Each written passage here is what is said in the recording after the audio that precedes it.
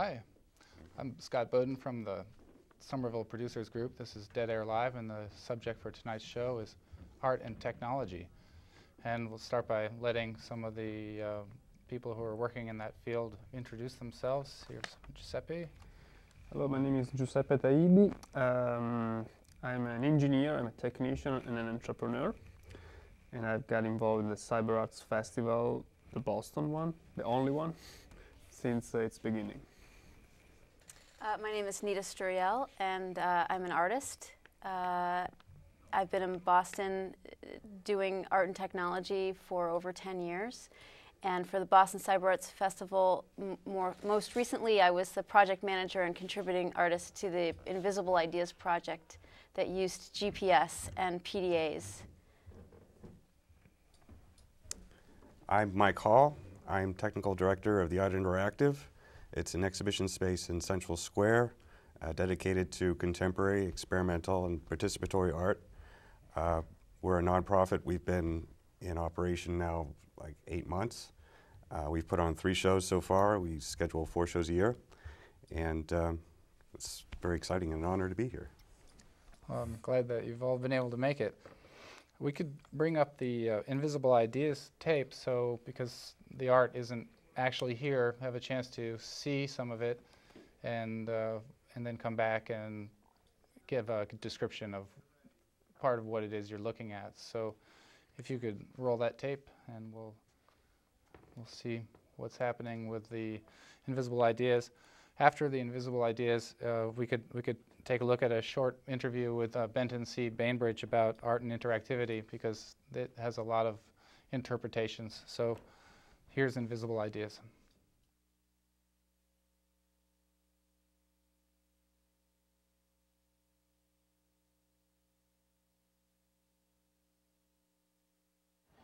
What's going to happen is this flat thing right here, this is the GPS receiver.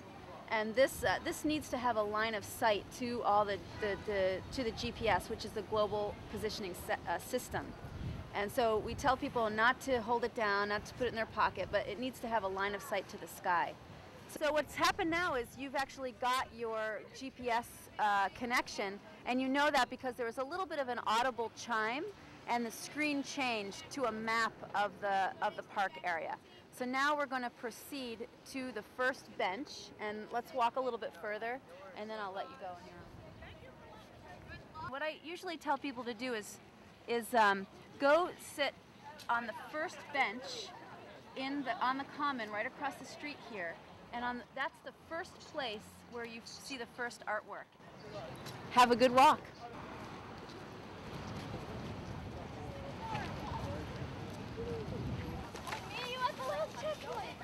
Ancient Eskimos in their kayaks navigated without error in between miles of iceberg debris when their vision of distant open waterways was completely blocked by the icebergs in front of them.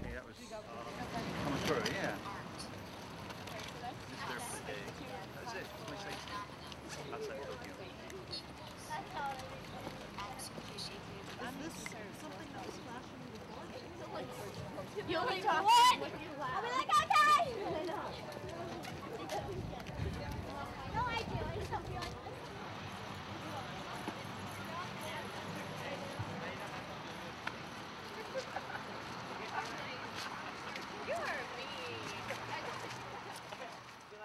Do you think of us, these words and pictures and the people you imagine made them, as your guides on this excursion or as your companions?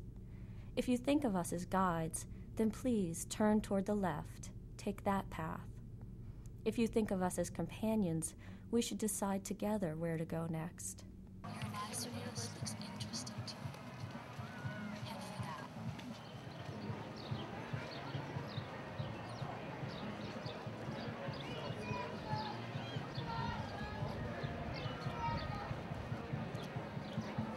I'm done. I quit right here.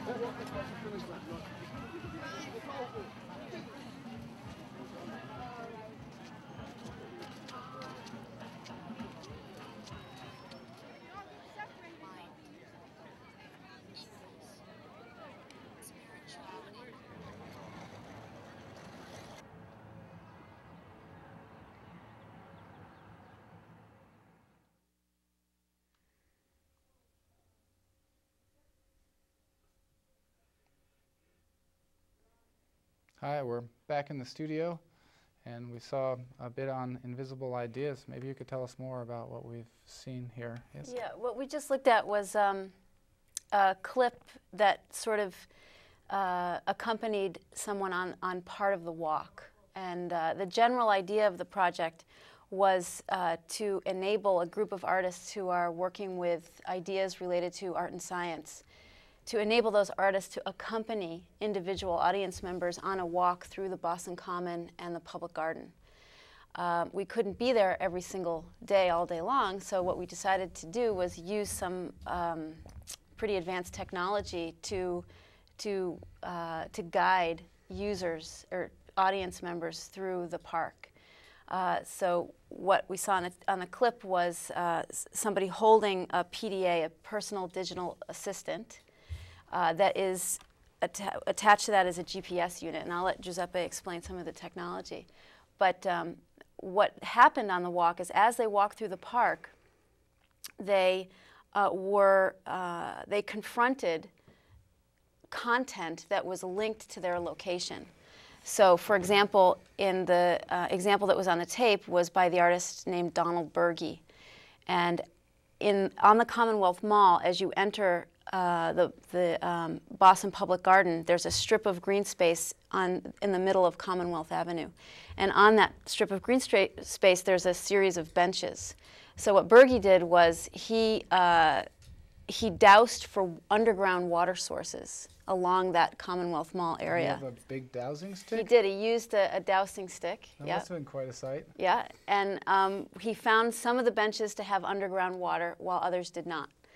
And he has some theories about what happens when you have underground water sources that have to do with being able to have foresight. And so he called his piece A Vision Beyond the Horizon. And as you approach these benches, you're carrying the PDA, you're wearing headphones, and all of a sudden the PDA will say, this is one of the benches, pay attention to where you are, have a seat on the bench, and as you sit on the bench, read and listen to the following content. And so there are 10 of these, and each time, each bench has a different experience that Donald Berge describes, where he explains when he had a visionary experience or something like that. So that's one example. There are 4 artists altogether. Each artist had a different way of creating this experience for the user. Sounds like you've created an experience of immersion for the user as well as some elements of interactivity. Absolutely, yeah. It's immersive because every walk that you take, if I were to take the walk 3 times, I would have 3 different walks, and I would be experiencing 3 different series of content. So the artwork changes every time it's experienced.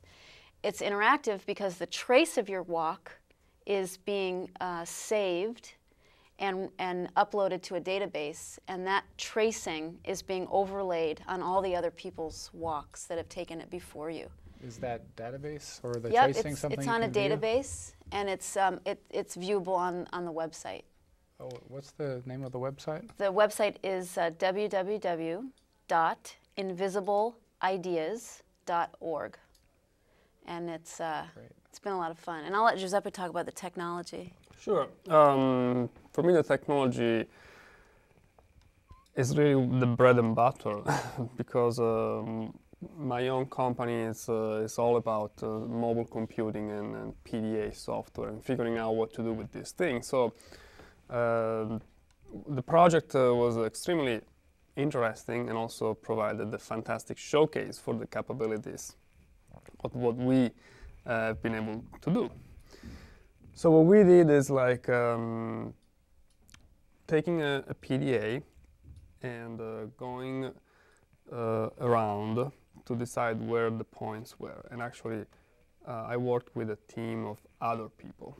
Okay, another one was Ron Wallace, who worked in particular for, is an artist also, part of the Natural Inquiry group, but he is more like a GPS specialist.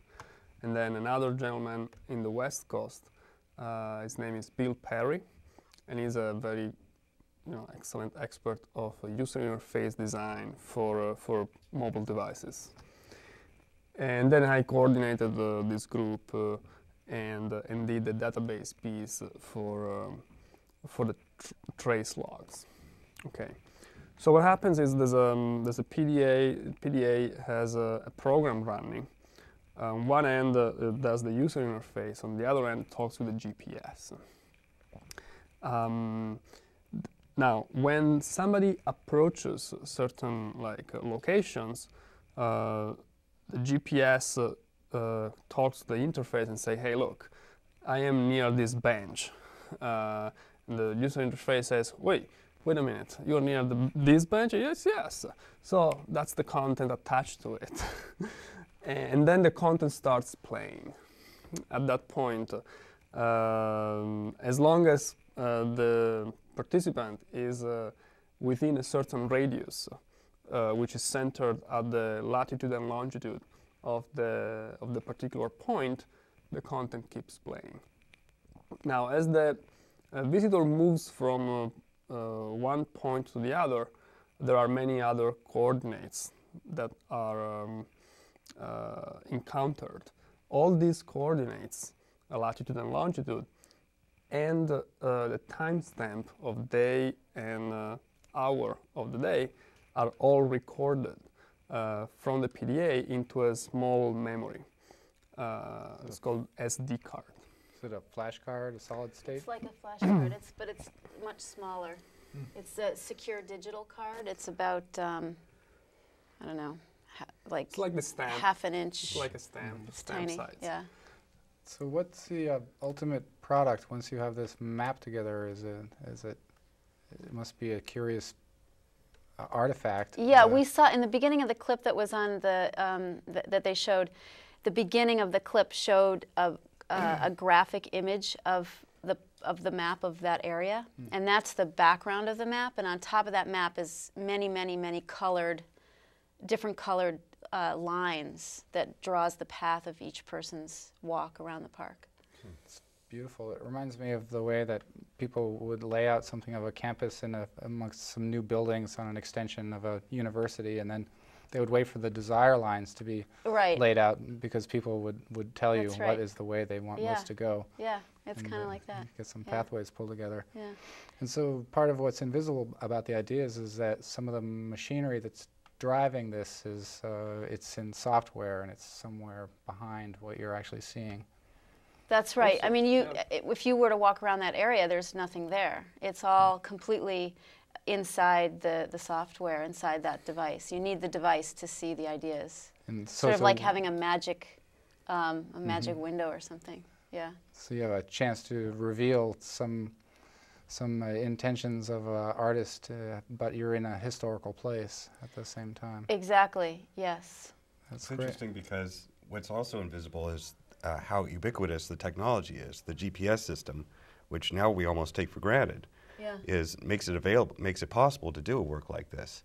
And without our realizing it, the capability of assigning coordinates to our every movement is there. And I find that very interesting that that you could use that for some artistic purpose. Yeah. And we didn't want the artwork wasn't about GPS. It wasn't about the technology. The artwork was about the ideas that the artists created that were linked to particular locations and the act of walking through a space. And it enabled us to present those ideas and express those ideas in a way that was never possible before, unless you were walking with somebody and you said, "Now in this spot, this makes me think of this," or whatever. So it's a whole new genre of artistic expression. Yeah. For this particular piece, there are other technological things that could be put into the equation. There's the GPS, but also there's the wireless local area network, and something called Wi-Fi that right now everybody can go and buy at any store that carries the networking gear. It's very cheap. You can plug it into your either cable modem or DSL and wirelessly have access anywhere in your home or office. So good. So that you can also get access as it's done now in airports and in some cafes. Yeah. exactly like airports and cafes. And then when you have a technology which has a kind of a straight purpose like that, it's nice when it falls into the hands of artists who can help find you a new way of looking at things. Exactly. Yeah. So perhaps now we could turn to a tape that is going to make some use of some technology which is 30 years old. It will be an interview with Benton Bainbridge, and asking him for comments about art and interactivity, and it'll lead into use of some very original video and audio synthesizing machinery, and will take us into the art interactive space. So with that, we can roll. Benton, I was interested in how it is you found the interactivity in art, and that Well, I guess to me, art by its very definition has to be interactive, or else it isn't art. Because even if a painter is dead, by viewing a painting, you're interacting with that person, or at least with their creation, by observing it, by interpreting it. And we all kind of make the things that we observe and the things that we look at and listen to our own to some small degree, just by the act of observing it. And definitely, you know, of course there is an art form, interactive art, but to me already art does interact with us, and we interact with art. So maybe interactive art is just a more explicit interaction. I enjoyed the way you crossed the line between audience and performer by inviting in all the audience as players to come and actually put their hands on and twist some knobs and see how things are working. It was very enjoyable. Well, you know, for a long time, I think that there was it was very hard for people to appreciate abstract video art for a long time, because the tools were very hard to access. So unlike, say, live music, everybody's banged a stick on a kettle, or you know, or at least fiddled around with a guitar or a piano. So we have a very concrete idea of, oh, I see that musician. The musician is, you know, bringing the guitar closer to the amp, and then I hear the squealing sound, and it gets all kind of distorted and echoey. And so we have an access to the art of music making, even if we aren't musicians. Exactly. Interactive. So you got yourself early access to this equipment through a unique facility. Oh yeah, I first got exposed to gear like this at a place called Experimental Television Center in Owego, New York. And Experimental Television Center is a TV studio filled with custom video gear made by a few artist engineers. And it's a place where you can have a residency of, say, a week and let loose in this loft filled with strange gear and lots of buttons, knobs, and wires, and really just have the freedom to create in a very, very open-ended kind of environment. I don't know if I expressed that so well. The tools at the Experimental Television Center, being non-standard tools, are really designed with the idea that you can shape the image without choosing from a bank of presets. You're really sculpting a video image from raw elements, much as, you know, a painter mixes colors on a palette. You are mixing colors, say, with the Jones colorizer, as we were using tonight. So you're cooking some live video. Yes. Cooking with pixels. Beautiful. Yes, all right.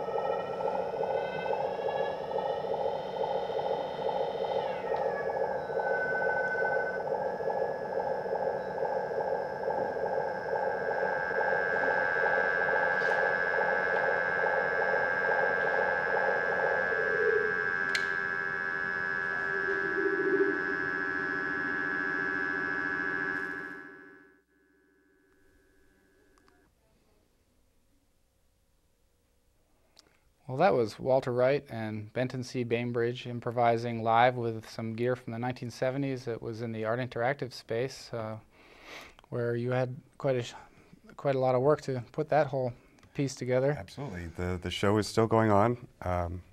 It'll close on July 6th.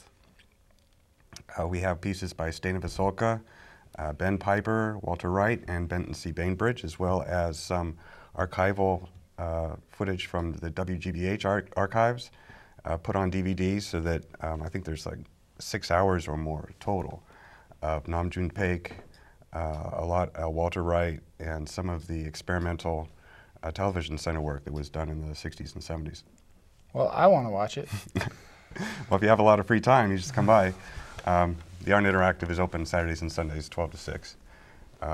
We also have walkthroughs by appointment. We have programs where we invite college groups, other informal gatherings of people where we discuss the art that's on display, and even have walkthroughs and interviews with the curator or the artists themselves. And you have a panel next week? Yes, actually June 5th. There's a discussion being hosted by George Fifield, which is a panel discussion that goes over some of the elements of video art. It's kind of an open discussion, so it's hard to predict. Is there some reference to video artists and broadcast television? Well, certainly. Walter Wright is on the panel. He's a member of the show right now. So the possibility of inside stories of the early days of the video pioneers is certainly to be expected. And maybe some early stories about the Cyber Arts Festival as well. Well, certainly, since George is involved. Right.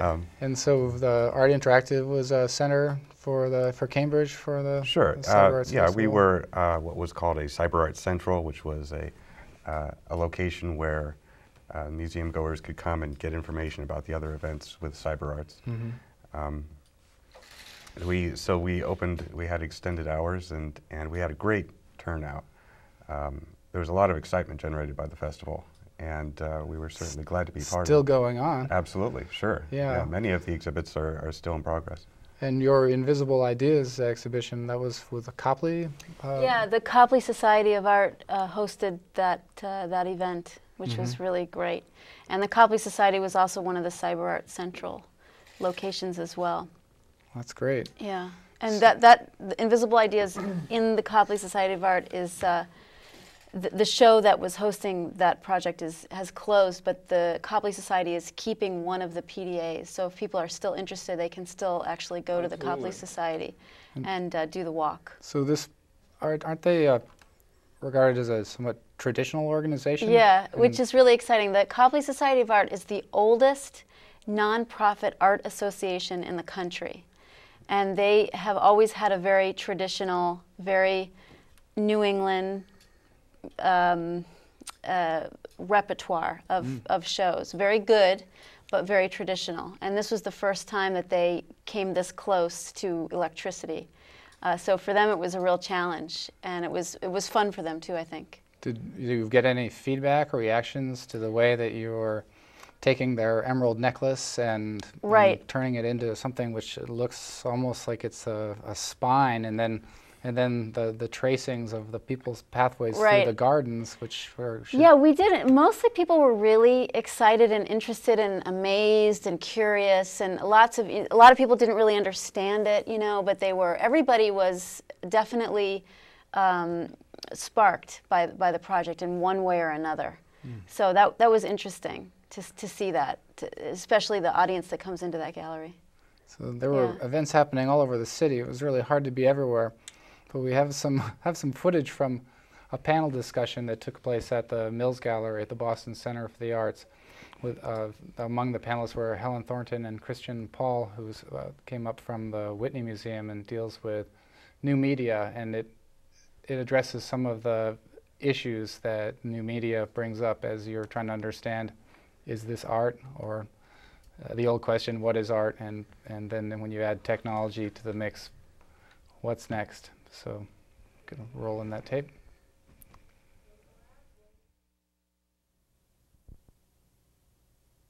Say something, yeah. I don't know whether it would be helpful to anybody, but I look on this area as an evolving one. I talked about directions. It goes off in all different directions. I don't think we have any idea where it's going to end up, and actually I hope we don't. I think we're in the midst of something, and 30 years from now, we could probably, if any of us last that long, look back and say, wow, I had no idea this would happen. And I agree with that, and I also think, I mean, things haven't changed. You need to understand at least the basics of any medium to appreciate it. And to give you another example, I think I talked about a work by Mark Napier, often which is called pea soup. And you have a blue screen and you start clicking on it and it creates forms. And the reaction I got again and again from people, for me this is a very emotional, visceral piece. Okay, colorful squares, aesthetics are kind of 60s, 70s, so what? These people did not see this is a multi-user piece about touch. I've played that for nights with another person somewhere in the world answering my clicks on the screen, and I couldn't move away because I was thinking, what if it is a 6-year-old who will be terribly disappointed if I walk away from my screen now and start playing with the kid, you know? And the whole piece for me is about the concept of touch on the other side of the screen. It is a very conceptual piece, and again presenting it, I've made the experience colorful forms, very pretty, but so what? Seen it 30 years ago. If you do not know about do not understand this impact, if you do, fine, we have nothing to talk about, then it will be clear to you, and the emotional impact of that piece will probably reveal itself, but again and again I'm seeing that this is not the case. And that's why I explain about the network, or talk about it. And then you run into the problem of people saying, oh, it's all about the tool, you know. So no matter where you move, you know, it's not right at this point. I'd like to ask a question. The case, it is about the aesthetics of a telepresence. In my case, it was about the aesthetics not only of the line, the color, and the form, but not forgetting that behind that you have a model of instructions that is very similar. I would draw the line in terms of culture and art to Dada, to Fluxus, to the work of John Cage. This is also art that has been very much influenced this, and people, I think, make the mistake of approaching this medium as purely visual, which it is not. Even if it has a visual front end, there is a communication process going on. It is, I think, although it has a long history, it is a hybrid of... It's a new thing. It's not new in that I think it has precedents, of course, that are almost 100 years old. But what is new about it is the hybridity of that. You do not have something that presents itself as visual, but at the same point is about communication and a back end of instructions. Sure, the history of cinema is that, at least in the 20th century. Cinema is a technologized medium, but I do not, and there is a language of, a language of cinema, of course. But I don't see, if I point my camera and from Abel Gons to Giga Vertov and Eisenstein, whatever you do, and those were, of course, masters of their medium, who have been working with light, with camera angles, with editing. I do not recall any of them sitting down at a table and writing textual instructions that need to be executed. Unless you write it, I'm not saying that a screenplay isn't textual, but I think this is something very, very different we're looking at. So what you're saying...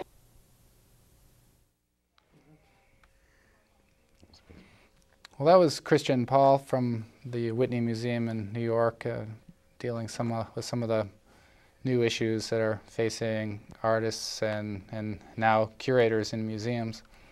And the first speaker, Helen, Helen Thornton, is associated with Turbulence.org. They have a somewhat unique function nowadays.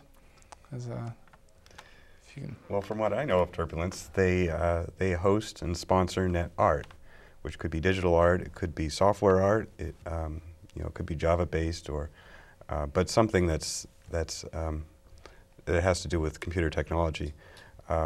I was associated with Turbulence recently in a consortium that they have started up called AT Boston. And the idea behind this is that arts and technology organizations, nonprofits, could get together and share notes and discuss the issues that are relevant to technological art, be it net art or interactive art in our case. The organizations involved are a wide cross-section in the area. iCartoon, Mobius, the Berwick Institute, I'm going to forget some, but 9/11 Gallery, Art Interactive, George Fifield is a part of that as well.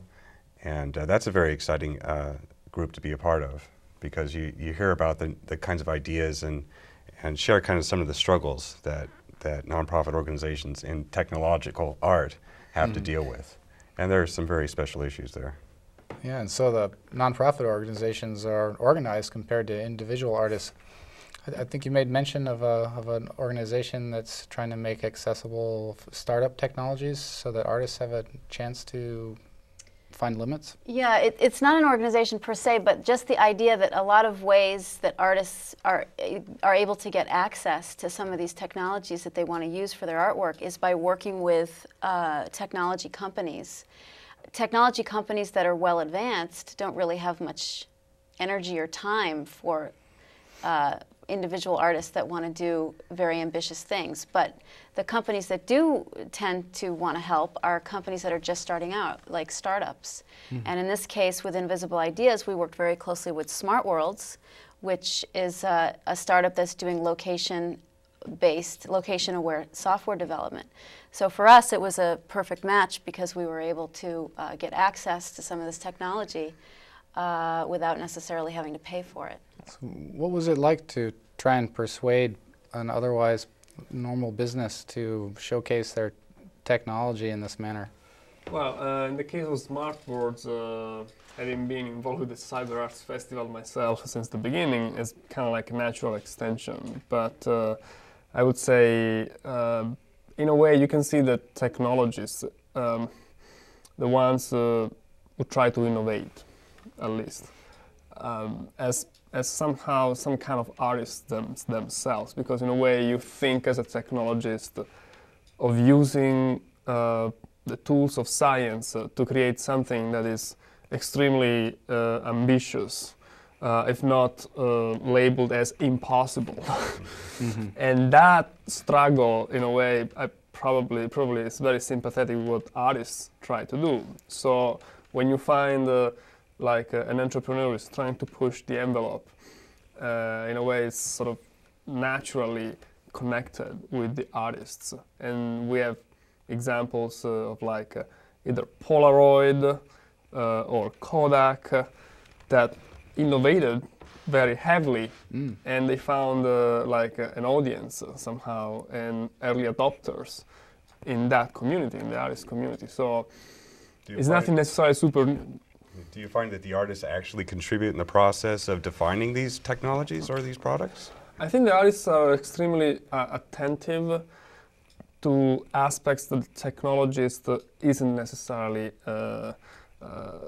particularly paying attention. So, for example, when you talk about location-aware applications, we as technologists have certain ideas, certain visions.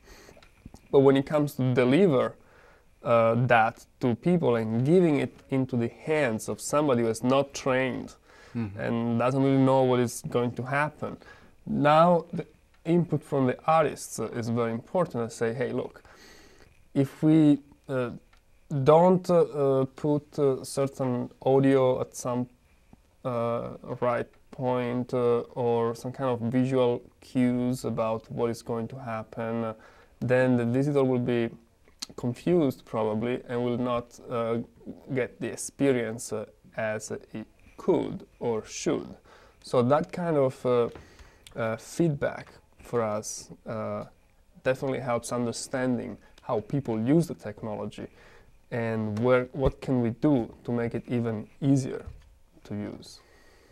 Yeah, an early application for Kodak and the photography was that had a chance to bring it into the classroom when slide projectors were made for the slides. It changed part of the nature of the way education is delivered to people.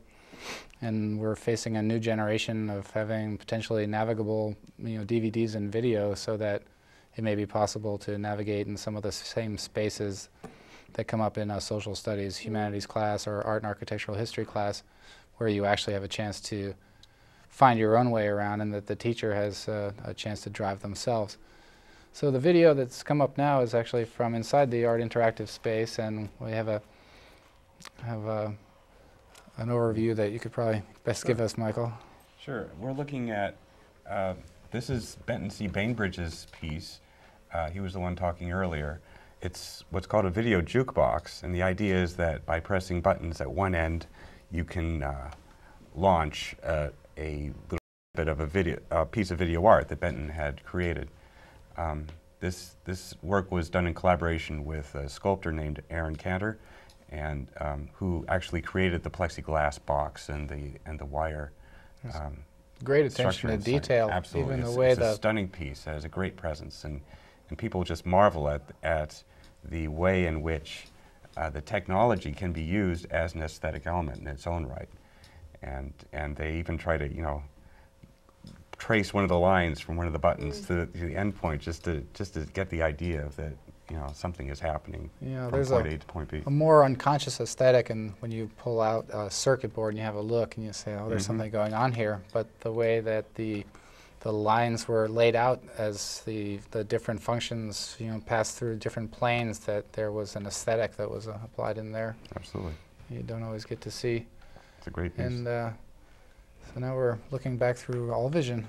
Yes, All Vision is a piece created by Stena Veselka, who was one of the founding members of the Kitchen in New York City. She made this piece in 1976. That's kind of a different view. It's being obscured now by the tripod.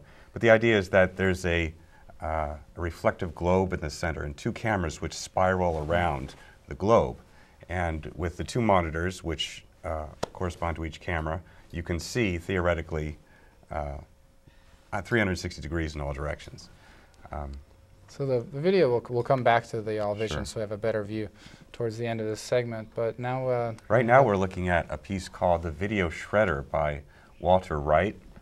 What this does is it detects motion, and it blurs or takes out images which have moved from one frame to the other. So it emphasizes stillness, in other words. If you stand still for a certain length of time, it will detect that you're there for good or decide that it's appropriate to display the image. When you move fairly quickly, then it disregards that. And the effect is, I don't know, it's fun to play with. we can see that it's having an effect on this viewer. Yes. So you must have gotten a really interesting range of responses. Absolutely. People come in, they don't know exactly what to expect, and they come out laughing and just, I mean, one of the most important things that really, I think Boston is doing very well with things like the Art Interactive and the Boston Cyber Arts Festival is like, kind of coming back to your original question, is what is it really art? And how do we get to recognize it? And there's no better way than actually getting involved and getting engaged with it. And often we know there's a lot of things that just don't work. We have to admit it. But the only way to figure that out is to actually get the feedback from people. Let's say, for the Invisible Ideas piece, I think we've learned a lot. I mean, also as artists, in terms of what kind of content clicked right away with what kind of audience. Some people, because there were 4 pieces into one media from 4 different artists, one piece was really context and location dependent, which was the one with the benches, and others were more like free-flowing. So most of the people really got very good inter-exchange with the one that was easy to understand, which in a way was the one with the context of the location. The others, somewhat like coming up to site markers, but that the marker is not there, it's on your PDA. So when you come up to the site, you don't need signs everywhere that you could have people running a tour through the same site, but depending on what their interest was, whether if they're children or elder people, that you have your own signage. Whereas some of the other pieces, it sounded as if they might have had more of a narrative structure, yeah, there was a variety of different structures.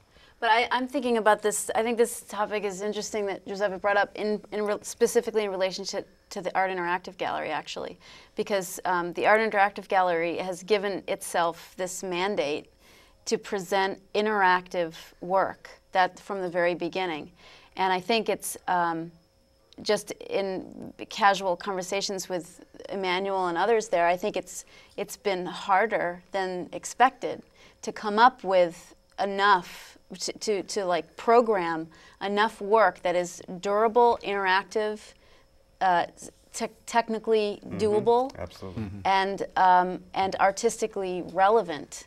Like to supply all that stuff in one artwork is really difficult. And it was definitely challenged by us with the Invisible Ideas project too, because it had to work. People had to understand it to be able to use it, right? It had to be durable, and the content had to be artistically challenging and provocative. You know, there's a difference between having an artwork and doing something at the Children's Museum, let's say. It can be interactive, but it's not necessarily an artwork. So the line between those two, and sometimes the stuff that's at the Children's Museum is definitely artwork. Do you know what I mean? So Sure. it gets very complicated when you're doing interactive work that includes technology that is also artistically. Some interesting limits oriented. at work at David Small's piece he had installed at the Judy Rotenberg Gallery. It was an interactive book, and the pages had embedded within them some chip elements, so it could tell when you change the page. And when you do change the page, there was sonar set up on the on a grid, so that when you'd reach to touch, as if you maybe were reading with your hands, that it would adjust the page. But the idea of it was working, but the sonar itself was pretty flaky, and so he's looking forward to back with another pass using cameras to try and manage the same technology, because it was working in concept and it was working in fact, but it wasn't really responsive because it couldn't really tell your finger from the rest of your arm, and so I had a hard time reading. And this is one of those ways that you can put a tool into the hands of artists and they'll find out its limits. Well, generally speaking, this is what happens when an artist tries new technologies, but also at the same time kind of pushes the limits. And typically, what an artist will do in any medium, whether they're using paints or a block of marble, is that they're trying to do something different. And typically, when you're using technology that's meant for a particular application, the artist isn't going to be using that application. And so they try to bend the rules of the devices in particular ways, and they try to extend it in ways that can produce unpredictable results. But that's what's exciting about it to me. So we've made our way back to all vision. Here we go, yes. So here we're looking at the sphere in ultra close-up. And it's been You remarkable. can see the whole gallery. Yes, it's been remarkable in its endurance. It's an artifact from the 70s, which was actually a long time ago, that it still works and uses some of the same technology. Absolutely. It's fairly prescient. It's amazing that it was in storage for the longest period of time. I'm not sure exactly how long, but it was just recently taken out. And they shipped all the pieces off to me, and I assembled it, and it worked the first time, which is always nice. Yeah, absolutely. Wow, good. I believe that the middle armature is a piece of military equipment, like the base of a radar, which had to turn 360 degrees. So perhaps you can give some credit to the Army. Scott's friend here is interacting with a piece called Palimpsest behind that curtain, and we saw some video of that earlier. Again, another very interesting, radically interactive piece in that it does nothing unless you approach it. Yeah, I guess you could call it tabula rasa, the blank slate, until you walk up to it, and then you start writing over Absolutely. yourself in the, Yeah. the manner of the That's palimpsest, and then you also find yourself working with that rhythm because you start seeing yourself, Sure. returning, but with different variations though than the way Walter Wright's piece shredded your video. And you said that had something to do with vectors or motion, or maybe you didn't Absolutely, say vectors. and but- in palimpsest, it's a much simpler idea. In fact, there's no computer software involved. It's just a TiVo box and a video mixer in an endless loop, and the pause is introduced by the TiVo box. So it's a very clever idea. Originally intended to be a tape loop, a physical piece of tape in a long loop that would go between two video recorders, and that would be more true to the theme of the video retrospective for our show. But this produces the same effect. Does TiVo have any idea their machine is being used in this manner? It's rather Maybe I shouldn't have used novel. the brand name. Oh, Sorry. but it's great that you They can get a take commission, perhaps. whether it's a Palm device or a GPS or Another TiVo. example, like we struggled at the beginning actually because TiVo requires that you activate the service. I mean, you have to make a phone call and link it up. That's part of how TiVo technology works. It is in conjunction with these other marketing strategies. And we bypassed that.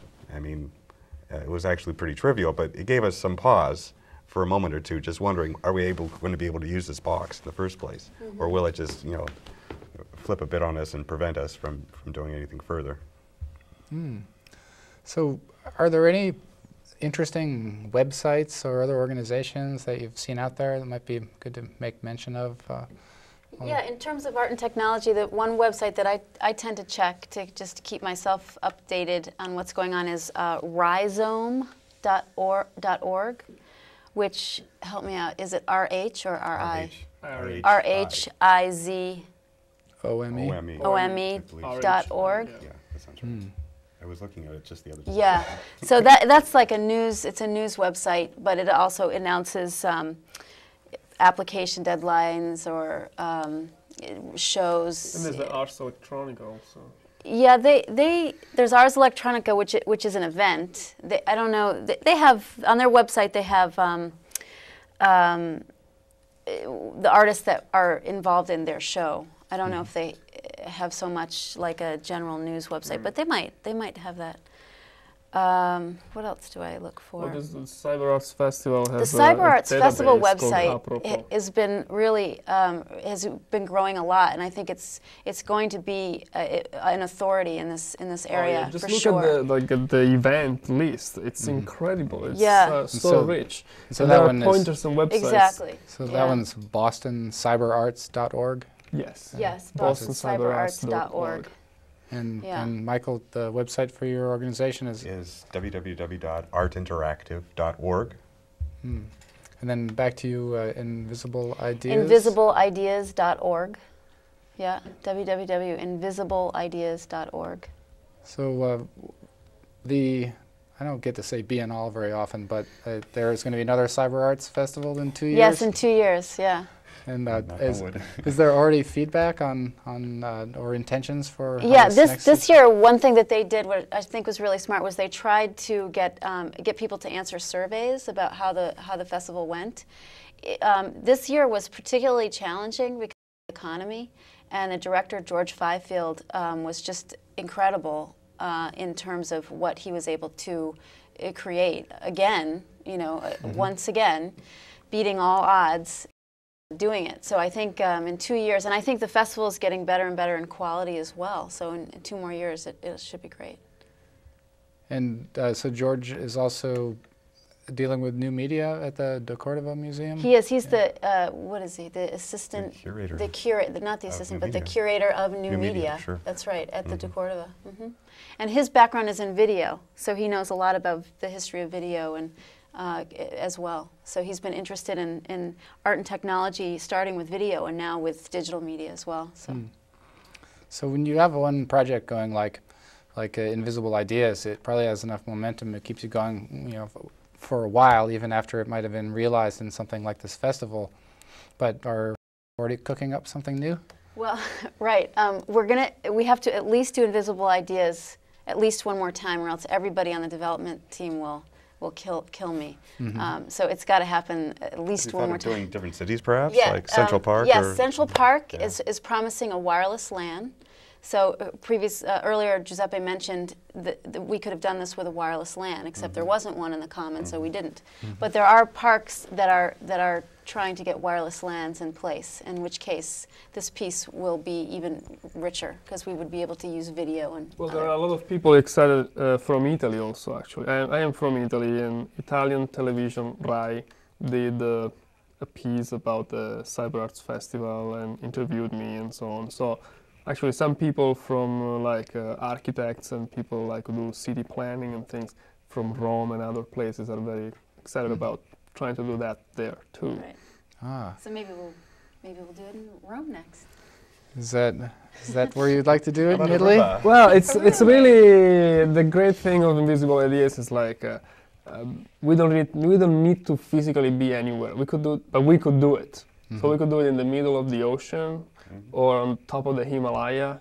As long or as we can in figure Rome. out what the GPS coordinates are, we can do it. Right. So sure, that would be terrific. That's I would love to fantastic. go international that way. So part of what turned my attention to this new manner of working with technology was that I was asked to come in to make some video documentation for the Bird Songs of the Mesozoic's 20th anniversary show at the Somerville Theater, and it featured Walter Wright's his video projections, and we have a tape that we could roll in the closing of the show. But what's next for Art Interactive?